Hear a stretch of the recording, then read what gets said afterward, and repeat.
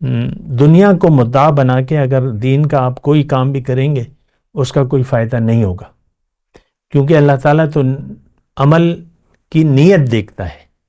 اور سب سے پہلے یہ بات نوٹ کر لیں کہ اللہ تعالیٰ آپ کی بنیادی نیت کو دیکھے گا کہ زندگی کی نیت آپ کی کیا بن گئی ہے۔ تو اگر دنیا بن گئی ہے اور دنیا آپ کی نظر میں حقیقت ہے، تو اس کے بعد اگر آپ دین کی کوئی بھی نیت بنائیں گے تو وہ فضول ہوگی، وہ بیکار ہوگی، اس کا کوئی فائدہ نہیں ہوگا۔ یہ بات ذرا نوٹ کر لیں۔ اللہ اکبر اللہ اکبر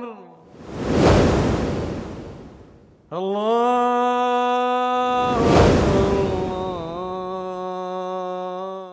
اعوذ باللہ من الشیطان الرجیم، بسم اللہ الرحمن الرحیم۔ اللہم صلی علی سیدنا محمد معدن الجود والکرم وآلہ وسلم۔ سامعین و ناظرین اکرام، السلام علیکم ورحمۃ اللہ وبرکاتہ۔ آج کا ہمارا موضوع یہ ہے کہ ناکام انسان کون ہے۔ یہ بھی بڑی اہم بات ہے۔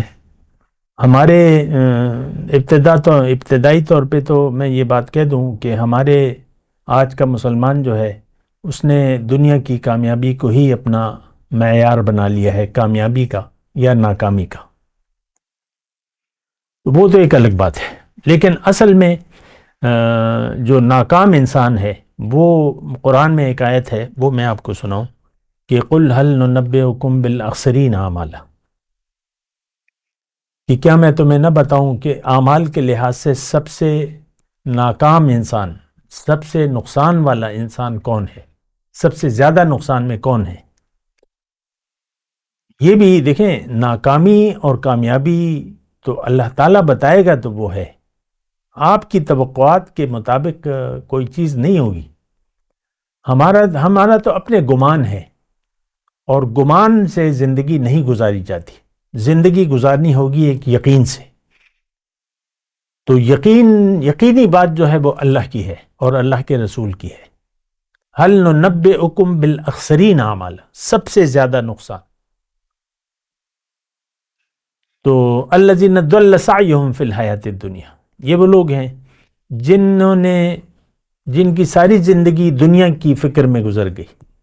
ضل سعیہم فی الحیاۃ الدنیا، دنیا کے لیے زندگی گزار رہے ہیں، دنیا کو مدعا بنا لیا ہے اور دنیا ہی کے لیے ساری دوڑ دھوپ، ساری سوچ فکر، یعنی خیال دنیا میں یہ زندگی گزار رہا ہے۔ دیکھیں، قرآن کی آیت کے ترجمہ میں بس بتا رہا ہوں، اس میں کوئی خاص نہیں ہے۔ آپ خیال دنیا میں زندگی گزار رہے ہیں، آپ کو خیال اللہ کی یاد میں زندگی گزارنی تھی، اور اللہ کی یاد تب ہوتی جب آپ اپنی حقیقت پہچان لیتے، اپنی منزل پہچان لیتے، منزل کے راستے کو پہچان لیتے، اور پھر مقامی طور پہ ایک رہنما کی تلاش ہوتی تاکہ وہ آپ کی رہنمائی کرے وقتاً فوقتاً۔ تو ناکام انسان، اللہ تعالیٰ نے فرمایا ضل سعیہم فی الحیاۃ الدنیا وہم یحسبون انہم یحسنون صنعا، اور یہ ساری کوششیں، اس کا مدعی زندگی تو دنیا ہے اور دنیا کے لیے زندگی گزار رہے ہیں، اور مسلمان کے گھر میں پیدا ہو گیا ہے تو نماز بھی پڑھ رہا ہے، روزی بھی رکھ رہا ہے، کلمہ پڑھ لیا ہے، اور سارے کام کر رہا ہے جو ظاہری 5 بنا جس کو ہم کہتے ہیں، نماز، روزہ، حج، زکوٰۃ، کلمہ، نماز، روزہ، حج، زکوٰۃ۔ تو یہ خیال کر رہا ہے کہ دین تو بس یہی ہے، نماز پڑھ رہا ہوں اور کیا کروں، روزے رکھ رہا ہوں اور کیا کروں، زکوٰۃ دے رہا ہوں اور کیا کروں، آج پہ فرض تھا چلا گیا، بس ختم ہو گئی بات۔ تو یہ یعنی کچھ رسمی اعمال کر کے، چند مخصوص اعمال جس کو ہم دین کہتے ہیں، تو وہ کہتا ہے میں تو ٹھیک ہوں۔ وَهُمْ يَحْسَبُونَ أَنَّهُمْ يُحْسِنُونَ صُنْعًا، خیال یہ کرتے ہیں کہ ہم کچھ اچھا کام کر رہے ہیں۔ مثال کے طور پہ یہ بات میں تھوڑی تفصیل کروں کہ ایک شخص کا مدعا زندگی، جس نے اپنے آپ کو نہیں پہچانا، اپنی منزل کو نہیں پہچانا، آخرت اس کی ترجیح نہیں ہے، اس کی ترجیح دنیا کا مفاد ہے، اور پھر وہ ایک مرد ہے مثال کے طور پہ، اس نے مٹھی پر داڑھی رکھ لی، سر پہ پگڑی باندھ دی یا نہیں باندھی، اور 5 وقت نمازی بن گیا، اور ذکر اذکار شروع کر دیا، اور تسبیح ہاتھ میں رکھ لی، اور روزے روزے، زکوٰۃ، حج، عمرے پہ عمرہ، حج پہ حج. تو مدعا دنیا ہے، زندگی گزارنے کا مقصد دنیا ہے اور خیال دنیا میں زندگی گزار رہے. تو اب عام طور پہ تو دیکھیں ہم نے تو دین کو محدود کر لیا یہ چند رسومات تک. آپ دیکھ لیں اپنے قرب و جوار میں، مسجد میں آپ جاتے ہیں تو بس کچھ خاص لوگ ہیں جو نماز کے وقت آ جاتے ہیں، کچھ خاص لوگ ہیں جو نماز میں آتے نہیں ہیں یا نماز پڑھتے نہیں ہیں، وہ ایک الگ مسئلہ ہے. تو دنیا کو مدعا بنا کے اگر دین کا آپ کوئی کام بھی کریں گے اس کا کوئی فائدہ نہیں ہوگا، کیونکہ اللہ تعالیٰ تو عمل کی نیت دیکھتا ہے. اور سب سے پہلے یہ بات نوٹ کر لیں کہ اللہ تعالیٰ آپ کی بنیادی نیت کو دیکھے گا کہ زندگی کی نیت آپ کی کیا بن گئی ہے. تو اگر دنیا بن گئی ہے اور دنیا آپ کی نظر میں حقیقت ہے تو اس کے بعد اگر آپ دین کی کوئی بھی نیت بنائیں گے تو وہ فضول ہوگی، وہ بیکار ہوگی، اس کا کوئی فائدہ نہیں ہوگا. یہ بات ذرا نوٹ کر لیں. تو ناکام انسان، اب کامیاب انسان اور ناکام انسان کا اگر آپ تقابل کریں تو کامیاب انسان تو میں نے آپ کو گزشتہ نشست میں بتا دیا کہ اس کا دل مطمئن ہے، اس کی ترجیح آخرت ہے. اب اس کے دل جو ہے مطمئن ہے، خوشی.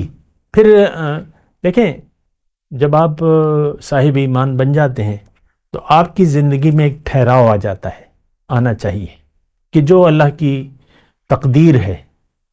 آپ دنیا کے لیے کوشش کریں لیکن پریشان نہ ہو. پریشانی کی کوئی ضرورت نہیں ہے. آپ اپنی بہترین کوشش کریں دنیا کے لیے، اس میں کوئی حرج نہیں ہے. دنیا میں تدبیر کریں لیکن آپ کو نتیجہ تو اللہ تعالیٰ کے ہاتھ میں ہے.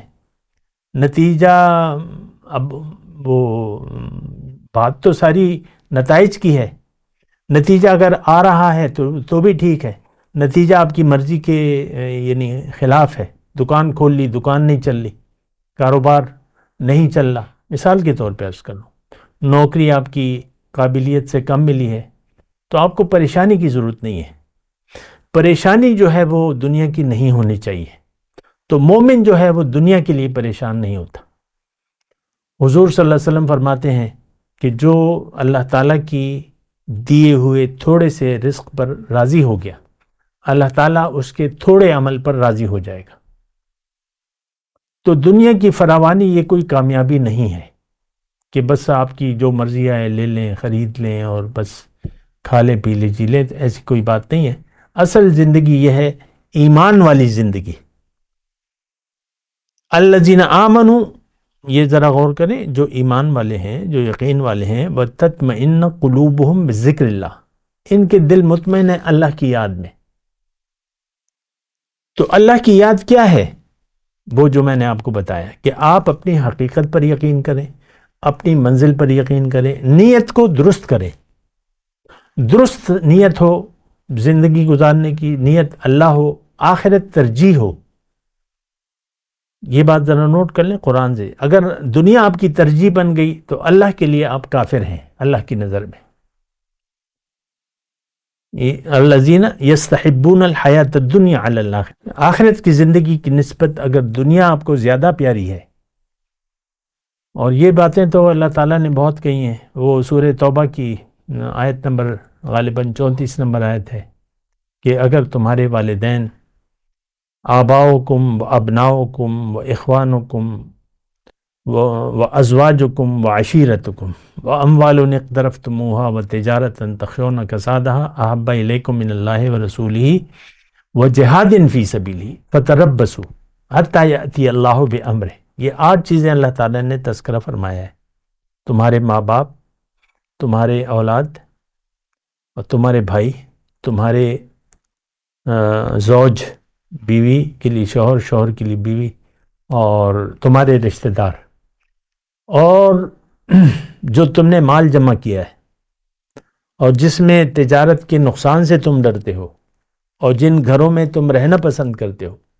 یہ ساری چیزیں اگر تمہیں زیادہ پیاری ہیں اللہ سے اور اس کے رسول سے اور اللہ کے راستے میں محنت سے، دیکھیں اللہ تعالیٰ نے تھوڑا غور کیجیے، احب الیکم من اللہ و رسول ہی، زیادہ پیاری ہیں تمہیں یہ چیزیں اللہ سے، یعنی اور اس کے راستے میں محنت سے۔